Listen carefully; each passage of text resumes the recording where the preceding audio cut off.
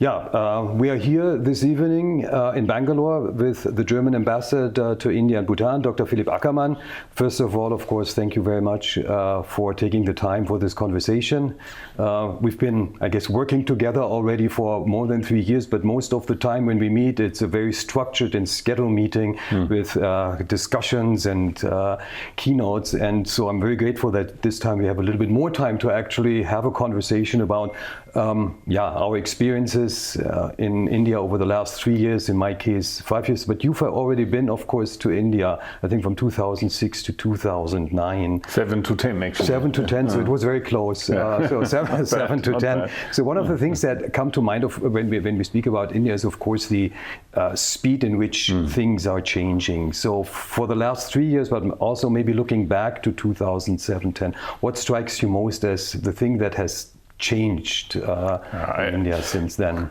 I think it's amazing to see, how quickly this country has developed in many ways. Infrastructure, to say one sort of keyword, I would say, roads, the railways. When I left 2010, we had about 70-ish airports. Now we have 162 or something. In 15 years, you have an explosion of infrastructure. Digitization is another keyword. I think India, in many ways, is way more digital than Germany is nowadays, and that's very impressive to see. And I think this country, generally speaking, has made a quantum leap, and one aspect which is also quite interesting for me is to see that education has grown so much in India. So what I see is a lot of very good private universities which didn't exist back then, or very few of them, and that shows how much this country values education and how much weight is in the question of how do you do your training, and that is, I think, one of the secrets of India is the human potential that is really right now, I think, much better and much more differentiated and varied than 15, 20 years ago.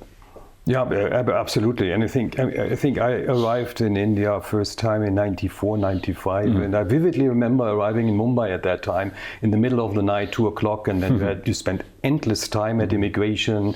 You had to fight for your luggage, you had to fight for a taxi that then took you into the city. And I think therefore I would absolutely agree, when you arrive now in Mumbai, then you take the coast road, and within 30, 40 minutes you're in South Mumbai, and that used to take you forever. So I would absolutely agree that this is probably what the most visible change when you arrive. And I think looking at now Indo-German a little bit, I'm sure that many German companies also contributed to this change. Big time. I think when you look at Bangalore, it's full of very good German companies.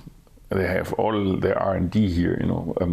That's where I think they see the strength of India is when you're going to inaugurate the new SAP campus tomorrow with 15,000 people. And it will be one of their, if not the most important center for AI research, and that shows, how much confidence there is in India also. Yeah, I'm very much looking forward to the opening tomorrow as well.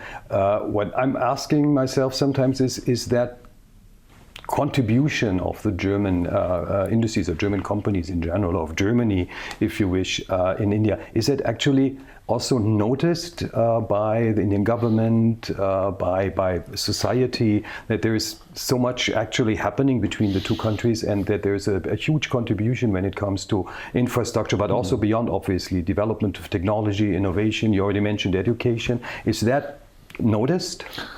So I'm not sure whether everybody says, we know what important contribution Germany has delivered to our development. But what I know is that many Indians do know the names of the German brands that are here. Bosch is here since more than 100 years, and also Siemens, or these companies who basically have been the first non-Indian companies moving to India during colonial times. And I think that is very much alive in people's memories.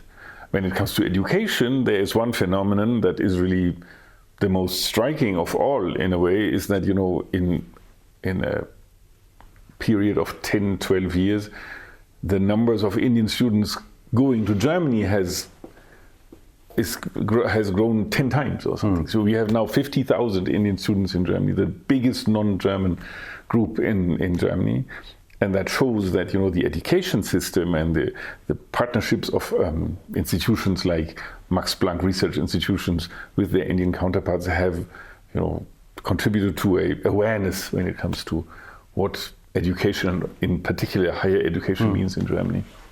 And on the political level, I'm referring also a little bit to last year, because I think last year was definitely a highlight in Indo-German relations. We had the Asia-Pacific conference here. We had the governmental consultations between the Indian government and the German government in October. So I think there was a big spotlight on what is happening That's here. true. So has that been noticed? Yeah, I think there is no doubt. I think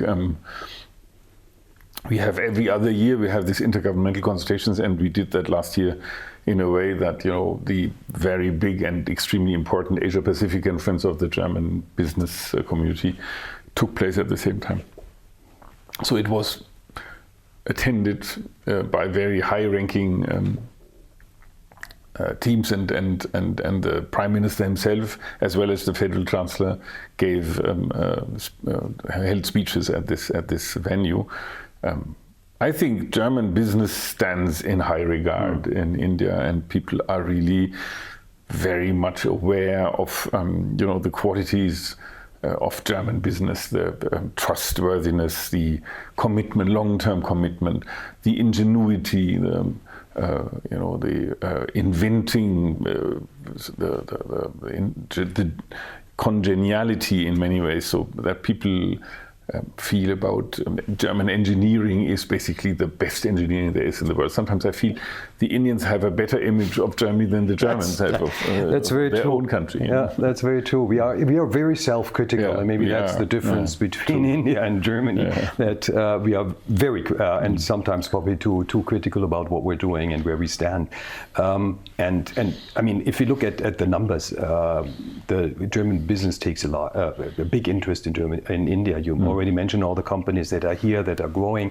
We see, of course, a lot of new companies, smaller companies now taking the first steps. This medium, small-sized companies coming to India and really going in a very you know, curious way on trying to set up shop here in India is the good news. You know, the big ships are everywhere. Siemens and Bosch, you find them everywhere. But if you have this Mittelstand, the backbone of the German economy, the small niche companies with one or two products that basically dominates the world in this area, that's good news. And I find it very heartening to see, you know, how big the interest of these people or these companies is to come to India. And I think they expect a lot of you know, inspiration, a lot of knowledge, a lot of commitment from their Indian colleagues. And I must say, what I find also very interesting in the last 15 years is that how many German companies are run by Indians here. You know, so when I came here last time, there were a lot of expats at the helm of these companies. But now, you know, these Indian colleagues have proven so brilliant that the German mother companies or headquarters don't see the reason to send expats here, because the Indians can do it in the same way, if not even better than the Germans. I think if that's the point, if not even better, because the market is complex, the environment is complex, and I think this is why many companies basically say give it to an Indian management, because they know how to navigate business in Smart India. decision. And Germans, I mean, expats, they have to learn, and if they change every 3, 4, 5 years, obviously you have to go through the same learning curve times and again. So there's a good reason for that. And I mean, absolutely, we see that also in our membership, that this is happening. Actually, you know, as a chamber, we have the rule that half of the board should be Indian board members and half of them should be German. And we kind of have started to have difficulties to actually fill the position. So I think that is a very clear indication that this is happening. Now the companies are coming, but I would like to go back a little bit to the intergovernmental consultations. Obviously, right after that, German government fell apart. I guess we are still waiting to see the first ministerial or governmental visit to India now from the new government. If I remember correctly, there was not even a visit to any Asian country so far. So no, I think the new government is took over 3 months ago, so they are basically rather young in their tenure. But I can assure you that in the coming weeks you'll see ministerial visits coming. So, so you remember that the previous government had drafted and discussed a paper called Focus on India, which has an intergovernmental approve. It is the India strategy of the German foreign policy makers across the board, not only in the foreign ministry but also in all other departments. And this paper has been endorsed by the new government as well. So what I see from my point of view is the interest of Germany in India has not changed over the last couple of months. I think the contrary is true. I see more and more interest also from this new government. And I would not be surprised if we had very high-ranking visits before the end of this year. I guess we're all looking forward to that. No, because I think it is important, given the geopolitical situation that we have, that these alliances that already exist are actually being fortified, because I think that is the need of the hour. Now, when we look at that, are there any specific areas that, from your point of view, stand out as areas that could be covered even more than they have been in the past? Or would it be a continuation of measures, activities that have already been taken in the past?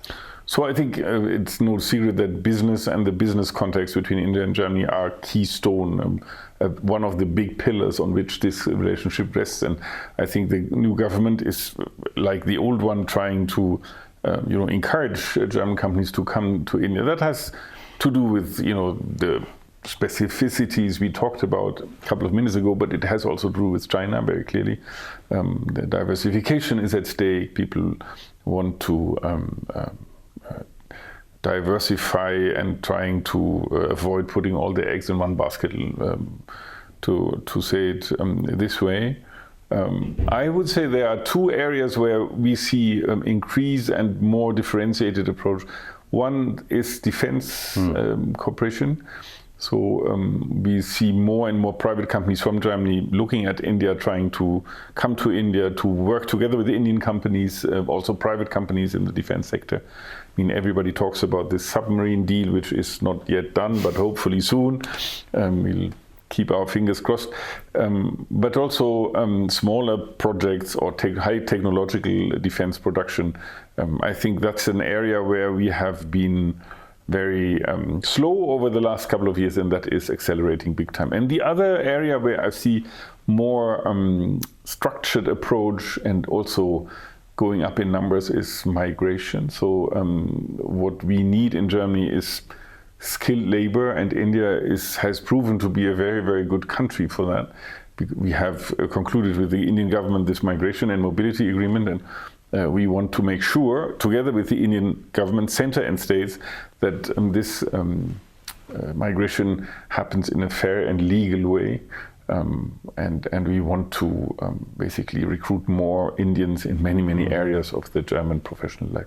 Yeah, I think obviously that this is something that the Chamber is working on as well. So we are one of the stakeholders when it comes to that, whether it's recognition of education certificates or also vocational training that we offer here that can then enable people to take up employment in Germany. One thing that we keep hearing, though, or maybe two things, is one, we are underestimating the aspect of language for Indians that move to India to be fully integrated.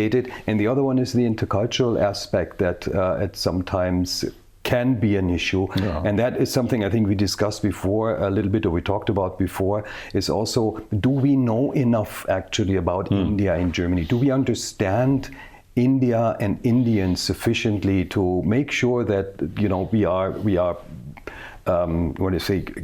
moving on with our relationship also in that area? So my mantra is, and that we don't know enough about India and Germany. We need more India expertise. We need more knowledge about India, knowledge that is transported through academia, through think tanks, through media, not only government, and that's I would say there is a shortage of this in the German public discourse, unlike China or Russia or Turkey or something where we have very sound and good experience. So this will grow, I'm sure it will, but we are at the very preliminary stage so far. So I think that we'll in the month and years to come we'll see an increase of that. Now, language, I can only say, even though in many areas of professional activities you don't need German as a language in your office, when you come to a big multinational, people speak English, but I would recommend to every Indian to learn German, even if it is not, to the utmost degree of fluency, but you have to at least get a feeling for languages. And frankly, this country, everybody in this country knows at least 3 languages. Sure. So when you have this fluency in your different languages here, be that English, be that Marathi, be that Kannada here in Bangalore, or Hindi, then it shouldn't be such a problem to learn German, which is basically has a similar root like the North Indian languages, and therefore is basically not that difficult to learn. So I would recommend every Indian who wants to move to Germany to learn some German. And then the cultural aspect, of course, I think there is no doubt that Germany is a different place from here, so it is a big step. But that is also valid the other way around, Exactly. I mean, when Germans come to India, they also have to adapt. Although I think it's at the end of the day not that difficult, but at the beginning you might experience one or the other shock. That's true. And there actually, you already said it, language is easy because, I've been here for 5 years now, and you get along with English everywhere. And that is really the big advantage that you don't, also for integration, so that you can really, find friends and That's true. without having the problem that you actually have to learn the other language. And that is a little bit more difficult than on the other side. Maybe one final question. You will be here in India as the ambassador of Germany for another year. Do you have any specific expectations or points where you say this is what I would like to see over the next 12 months happening during that time? I think we'll experience a government that is a German government that is looking towards India in a more intensified way, let's say. So that's good for us. We'll have lots of visitors from parliament, from government. I would wish that we get a structured dialogue on migration, based on this agreement we have concluded. That's something I think is necessary, so that we get the right numbers and the right way, so that people are prepared when they come to Germany in a way. And I would say we need also some big investments of German companies, and I think there are some investments will come in order to show, that India for us is really an interesting alternative to what else is there in Asia. So I'm pretty confident that my last year will be quite busy, actually. It will keep you busy. Yes, it will keep me Indo-German busy. relationship will keep you busy. No doubt. On every aspect. Then thank you very much for your time again, and of course, best of luck for the coming 12 months, for the final year of your tenure. And I'm very much looking, of course, to stay connected and also then watch a little bit more from the sidelines what is going to happen in those Indo-German relationships. Thank you very much, Ambassador. Thanks for this conversation.